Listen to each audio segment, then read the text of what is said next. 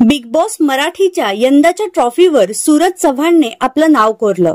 या ट्रॉफीसह त्याला 14.6 लाखाची रोख रक्कम देण्यात आली। इतकंच नव्हे तर त्याला 10 लाखांचं गिफ्ट वाउचरही पीएनजी ज्वेलर्स कडून मिळालं। पण या सगळ्यात अभिजितला उपविजेता होऊनही केवळ 1 लाखाचं गिफ्ट वाउचर मिळालं।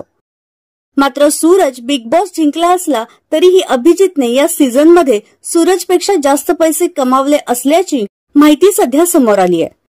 कारण अभिजित हा एक लोकप्रिय गायक आहे, त्यामुळे प्रत्येक आठवड्यासाठी 3 ते 4 लाख रुपये इतके मानधन तो घेत होता।